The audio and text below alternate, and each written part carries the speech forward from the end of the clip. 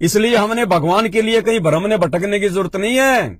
सतगुरु रामपाल जी भगवान के लिए हमने किसी आश्रम में धक्के खाने की जरूरत नहीं है, किन्हीं आश्रमों में भटकने की जरूरत नहीं है। अगर विश्वास है, कहे कबीर सुनो भाई साधो मैं तो हूं विश्वास में, तो परमात्मा आपके घर पे भी है, आपके पास में रहेगा मान लेके। और वो प्रोसीजर परमात्मा ने सात संगतियों के माध्यम से शुरू करवा दी है। भाई और बहनों, जब तक सतगुरु रामपाल जी भगवान हिसार जेल से बाहर नहीं आ जाते हैं, तब तक हमने भगवान को कहीं नहीं देखना सिवाय अपने घट में और अपने घर में, कहीं नहीं देखना। और यदि कोई भगवान को कहीं और देख रहा है तो वो मूर्ख आदमी है, जाहिल है, वो गवार है, उसे अभी तक परमात्मा का ज्ञान ही समझ में नहीं आया। साए की तरह साथ रहता है परमात्मा अपने मर्यादित भक्तों के साथ में, साए की तरह। जो बच्चा गऊ की नजर में यूं साई को संत, और भक्तों के पीछे फिरे वो भगत वत्सल भगवंत। और वो मूर्ख जो उन आश्रमों में गुरुदेव के कलयुगी परिवार के पीछे पीछे घूम रहे हैं।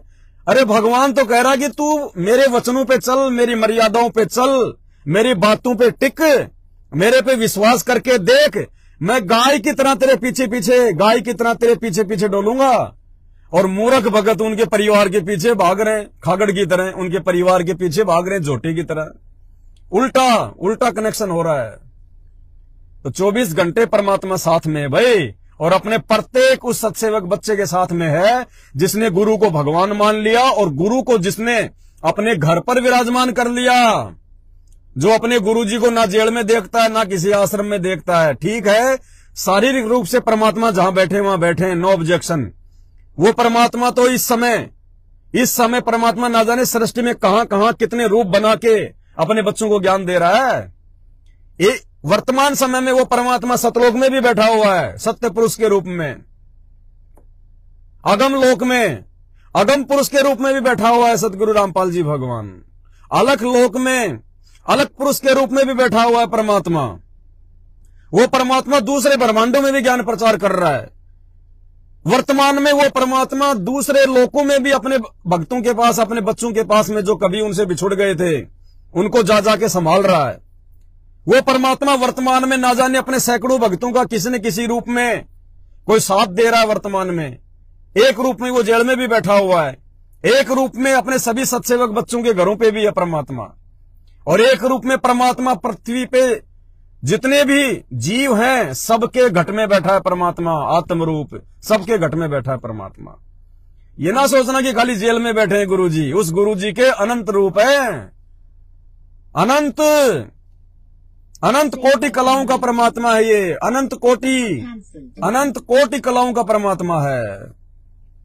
तो भाई और बहनों, जिन चंद लोगों ने संत रामपाल जी की आड़ में, जैसे उनके परिवार वाले और ये कोऑर्डिनेटर, इन्होंने जो धर्म को धंधा बना रखा है बेचारी भोली भोली आत्माओं को मूर्ख बना के, हमने उनके पीछे नहीं जाना, उनके पीछे नहीं डूबना।